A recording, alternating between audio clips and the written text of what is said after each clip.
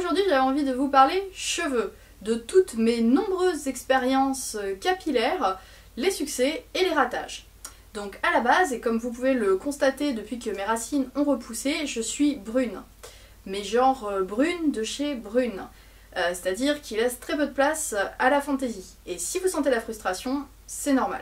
Comme un peu tout le monde je pense, quand j'étais jeune, j'ai testé beaucoup de teintures de supermarché avec assez peu de résultats parce qu'avec une base comme la mienne, forcément, ça donnait pas grand chose à part abîmer un peu les cheveux en fait. Au bout d'un moment, j'ai eu envie de changement, mais vraiment très sérieusement. Le problème, c'est que avec ma teinte de cheveux, forcément, on n'obtient rien sans rien. Et donc il fallait passer par l'étape fatidique pour les cheveux, je sais, de la décoloration. Je me suis lancée, il y a de ça 5-6 ans, 6 ans oui. Je suis allée chez un coiffeur et je voulais un rouge pompier. Donc je lui ai bien montré la couleur que je voulais, je lui ai dit que j'étais prête à faire ce qu'il fallait pour ça, donc décolorer et tout. Et bon, les coiffeurs sont timides avec ça, donc on m'a légèrement éclairci les cheveux. Et on m'a mis la teinture rouge classique, hein, je suppose. Et voilà, c'était, vous pouvez voir le résultat. C'était mignon, hein, mais voilà, c'était pas du tout ce que je voulais.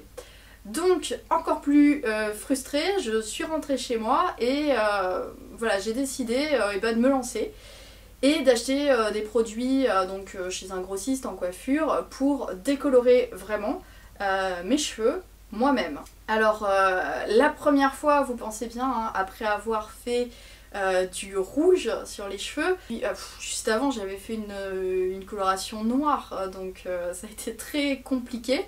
J'avais les racines qui étaient du coup qui n'avaient pas eu de couleur et tout, qui étaient bien blond, presque blanc, enfin nickel, genre sur 5 cm.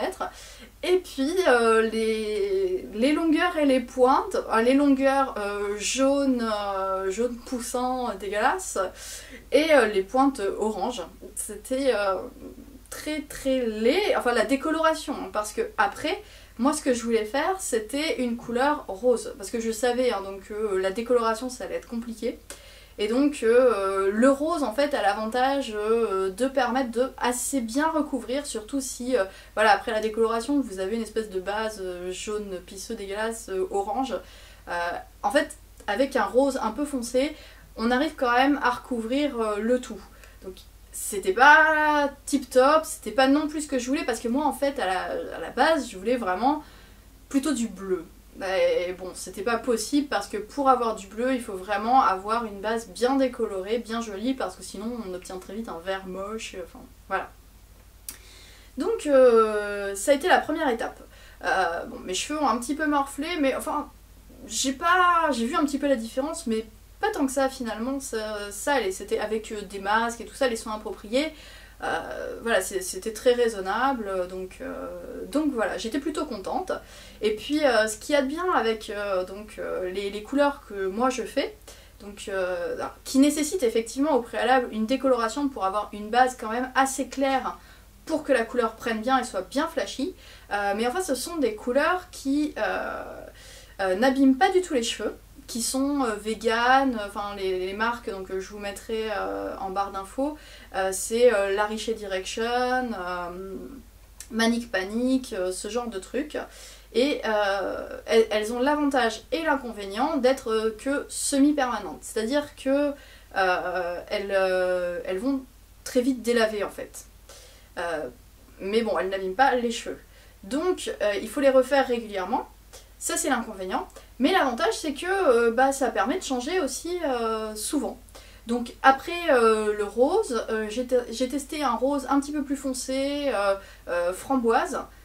Après ça, j'ai testé du violet, parce que j'avais envie de couleurs un peu plus froides et tout, donc comme ça le permettait, voilà. J'ai testé donc du violet, et puis là, j'avais toujours cette envie de bleu. Donc comme mes cheveux n'étaient pas si abîmés que ça, je me suis lancée et j'ai fait une nouvelle décoloration, une nouvelle séance de torture pour mes cheveux. Et là le résultat c'était un peu... en fait mes cheveux avaient gardé le violet, enfin le bleu, la teinte bleue. Et du coup, j'ai de la décoloration, ça a été, au lieu d'être un blond clair comme ça aurait dû être, surtout après la deuxième décoloration, j'ai obtenu un vert menthe. Truc, enfin, très, très moche, voilà. Moi je voulais plutôt un bleu clair, donc je l'ai recouvert avec un bleu clair, mais le résultat, franchement, c'était loin de ce que j'attendais. Donc bon, j'ai fait quelques bleus comme ça quelques temps, mais je voulais du bleu clair, donc je me suis acharnée et en fait ça donnait jamais ce que je voulais.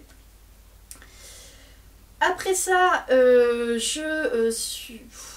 après ça j'ai été frustrée. Donc je suis retournée chez le coiffeur, mais alors chez un coiffeur un peu plus rock voilà, qui était ok pour me redécolorer les cheveux. Je vous le déconseille, hein, franchement, 3 décolorations comme ça, c'est plutôt hardcore hein, pour les cheveux. Donc d'ailleurs si j'ai coupé aujourd'hui c'est pas pour rien. Mais enfin j'avais envie, donc voilà, je suis allée chez un coiffeur pour pouvoir le faire avec plus de sécurité, hein, pour éviter que mes cheveux tombent. Voilà. Et donc tout d'un coup j'avais envie de lilas. Donc un truc un peu parme, pastel, parce que c'était très à la mode en fait à ce moment-là. Donc je voulais absolument cette couleur. Donc il m'a redécoloré tout plusieurs fois en plus. Et on a fait donc du lilas. Alors c'était très joli, j'ai beaucoup aimé. Mais le truc c'est que même si j'aime beaucoup cette couleur sur le papier, c'est un peu comme le violet en fait, ça m'allait pas du tout au teint. Mais vraiment pas. Donc du coup, au bout d'un moment, j'en ai eu marre de cette couleur, surtout que, bah, oui, comme je vous disais, ça m'allait pas du tout. Et donc, alors j'ai pas redécoloré, hein, rassurez-vous, j'ai arrêté là avec les trucs dangereux pour mes cheveux. J'ai tout recouvert avec du bleu foncé. Parce que je me suis dit, bon, si je peux pas avoir de bleu clair pastel comme j'en rêvais, un bleu de Nîmes, enfin c'était le truc un peu tendance à ce moment-là aussi. Je me suis dit tant pis, au moins j'aurai du bleu foncé, ce sera du bleu quand même. Donc, alors là je suis aussi allée chez un coiffeur, un autre, hein, parce que j'avais déjà déménagé en région parisienne, et donc j'ai fait un bleu foncé qui était magnifique, que j'ai adoré. Enfin, j'ai trouvé à peu près la couleur qui m'allait bien, parce que finalement les teintes plus froides me vont mieux au teint. C'est vrai que ça donne un peu plus d'ombre au visage que les trucs clairs. Et bah depuis, j'oscille entre voilà, le bleu foncé, le turquoise, et puis bon, maintenant de toute façon j'en ai tellement fait que le pigment est rentré dans mes cheveux, et donc si je laisse tout délaver, ça revient à un espèce de bleu pastel finalement, ce que je voulais à la base. Et donc voilà, le truc c'est que bah, le bilan, hein, c'est que les décolorations, une, ça passe, deux, bon voilà, la troisième c'était celle de trop, c'est clair. Et puis décolorer tout le temps, enfin tous les 2 mois ses cheveux dès la racine, bah y a pas, hein, ça abîme beaucoup les cheveux, le cuir chevelu, enfin voilà, c'est bon. Donc là j'ai trouvé un compromis. Après les avoir coupés courts, alors que voilà, je les laissais pousser, moi je voulais des cheveux très longs avec une super couleur de sirène et tout, et bon bah j'y suis pas, hein, tant pis. Mais voilà, du coup, après les avoir coupés, là maintenant je me dis que y a peut-être un compromis en fait qui est possible. Et donc finalement, là ce que j'ai, c'est bah ça fait une espèce de tie and dye, et puis bon je vais essayer de les laisser pousser. Mais cette solution c'est pas si mal, parce que ça permet de pas toucher la racine, de pas trop défoncer ses cheveux dès la racine, et voilà, d'abîmer juste un peu les pointes qui bah, voilà, doivent forcément être décolorées pour obtenir ce ton un peu plus, enfin forcément vachement plus clair que ma teinte naturelle. Donc voilà, je pense que ça reste assez joli, ça reste assez fun, parce que j'ai pas du tout envie de revenir toute brune comme j'étais avant, parce que franchement après être passée par autant de couleurs sympas et fun, bah voilà, ce serait un peu dommage, enfin moi en tout cas ça m'attristerait, donc voilà, j'ai envie de garder cette couleur, mais j'ai plus trop envie d'abîmer mes cheveux comme ça, comme je l'ai fait. Donc voilà, je vais, je pense, hein, bon après vous verrez peut-être, hein, peut-être que je vais changer d'avis, mais je vais rester avec cette espèce de tie and dye, et je pense, donc là c'est plus le bleu foncé du début, j'ai fait un espèce de turquoise que j'aime beaucoup. Et finalement je pense que j'ai peut-être trouvé la teinte qui m'allait le mieux, enfin moi en tout cas c'est celle que je préfère. Alors c'est bizarre parce que dans la vie le vert turquoise, enfin vert bleu turquoise c'est pas trop mon truc, mais sur ma tête voilà ça me plaît bien. Donc voilà. C'était donc un petit bilan capillaire. J'espère que ça vous aura plu, que peut-être vous aurez appris des choses, ou que ça vous aura donné des envies ou des idées, qui sait. En tout cas, si vous avez des questions, n'hésitez pas. Moi, je vous dis à très bientôt dans une prochaine vidéo. Bye bye!